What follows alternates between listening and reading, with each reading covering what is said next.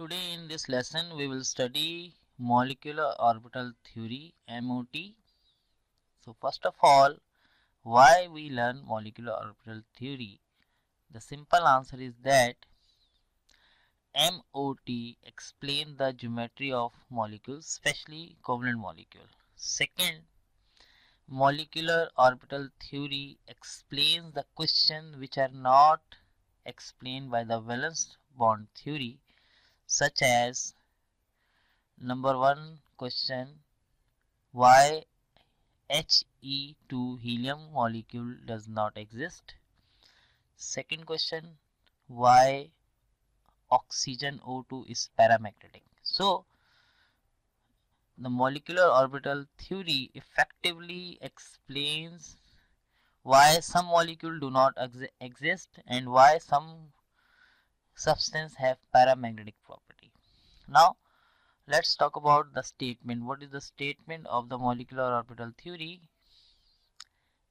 According to molecular orbital theory, in a molecule, every atomic orbital, in short we can call atomic orbitals as AO of one atom, combine with the atomic orbital of other atom to form new orbitals, and these new orbitals will be named as molecular orbitals MOs. Okay, this is the a quite different statement as compared to valence bond theory, because in this statement the term every orbital is there, that every atomic orbital will involve in this type of formation, and when they every atomic orbital will involve, they will form new orbitals, and the new orbitals will be called as molecular orbitals.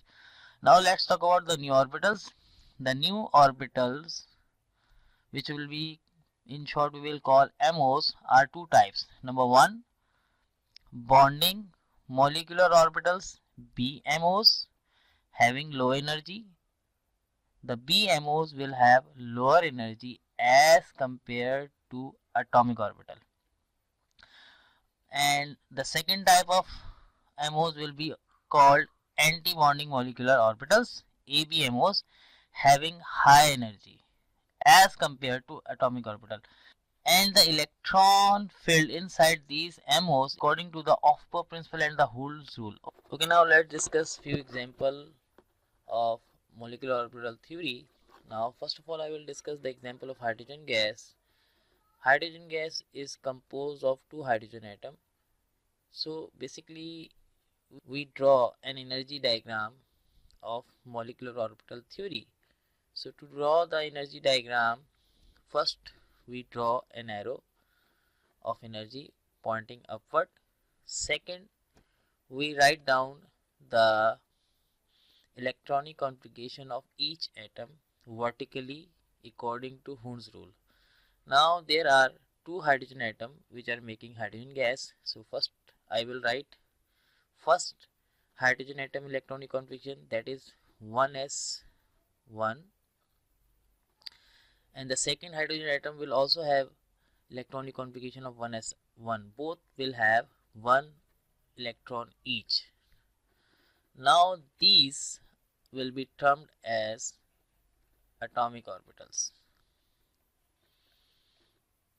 Now when they combine according to molecular orbital theory, these atomic orbital will going to make two new orbitals, and these two new orbital will be named as sigma 1s and sigma star 1s. What is the difference between sigma and sigma star? Sigma has lower energy, sigma star has higher energy as compared to atomic orbital, and these two new orbital are formed. The new orbital are also termed as molecular orbital. The lower energy orbital will be termed as bonding molecular orbital, and the higher orbital will be termed as anti-bonding molecular orbital. An electron will fill inside these molecular orbital according to the rule of electronic configuration.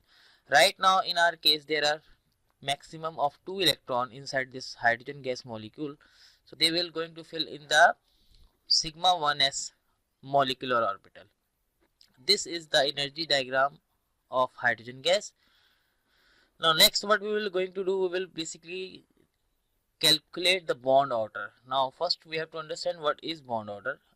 Bond order is a number of chemical bond between a pair of atoms, and it indicates the stability of the bond. If the bond order of any molecule is equal to 1 or 2 or 3, something like that, then it means the bond is stable. But if the bond order is equal to 0, then it means that the bond will not exist. So let's calculate the bond order of hydrogen gas. So to calculate, we will use a formula. This is the formula.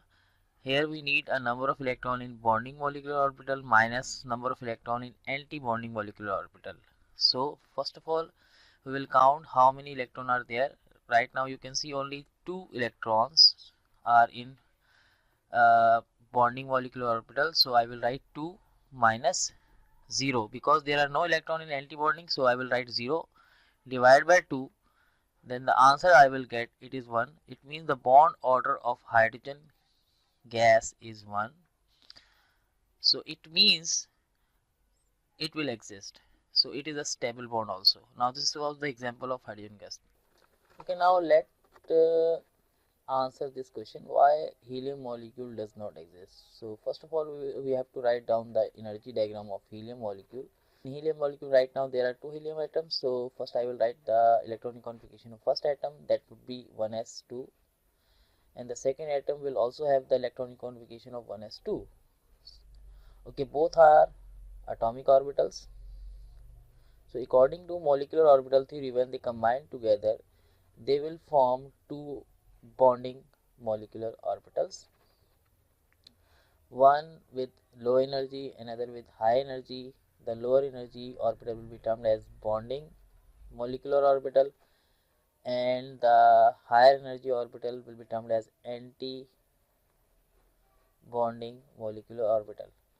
And the electron will fill in these molecular orbitals according to the rules of electronic configuration. Right now there are 4 electrons, so we will fill 4 electrons. 2 electrons will fill in sigma 1s and 2 electrons will fill in sigma star 1s. Now this is the complete diagram of He2 molecule. So how we are able to answer this, that why it doesn't exist? So to answer this, we have to calculate the bond order. So what is the formula of bond order? It is the number of electrons in bonding molecular orbital. Right now there are 2, and the number of electrons in anti-bonding, there are also 2. 2 minus 2 divided by 2. The answer I will get 0. So as the bond order of this molecule is 0, so that is the reason this bond will not exist. Okay, now let's discuss the very important example of molecular orbital theory, example of oxygen gas, and in this example we will discuss why oxygen gas is paramagnetic. Only the molecular orbital theory tell us about it. So first of all, we will write down the electronic configuration of oxygen gas atoms: 1s2, 2s2, 2px2, 2py1, 2pz1. According to Hund's rule, this will be the electronic configuration of first atom. Similarly for the second atom, 1s2, 2s2, 2px2 and 2py1, 2pz1.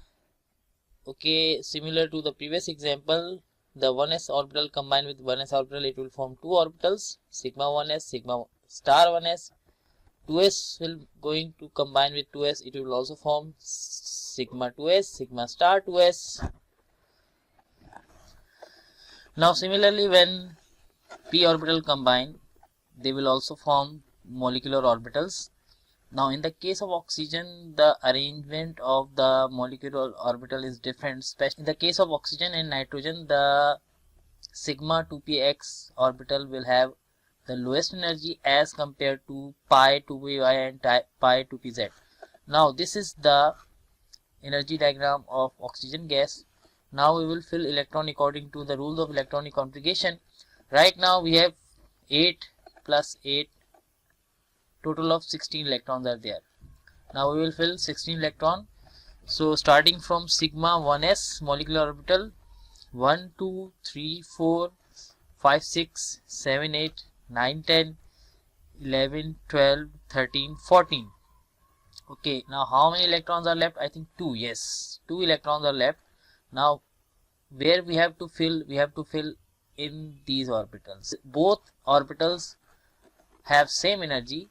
So according to the Hund, the electron will fill separately. In the last, we can see here these two electrons are unpaired. So by definition, any substance which contain unpaired electron will be paramagnetic. So this is the way how molecular orbital theory tells us that oxygen is paramagnetic, because oxygen molecule has unpaired electrons. Now moving toward the last step, that we will going to calculate the bond order. To calculate the bond order, we need number of electron in bonding molecular orbitals and minus number of electron in anti-bonding molecular orbital. Let's count the number of electron in bonding first. 2, and there are 6 electrons in bonding. So total of 10 electrons are there, minus, now we will count the electron in anti-bonding. 2, and 2. There are 6 electrons in anti-bonding. 10 minus 6 divided by 2. Answer I will get, that would be 2. Now the bond order of oxygen is 2. So it is also a whole number. That means the bond between oxygen atom is also stable. Now that's all. Thank you.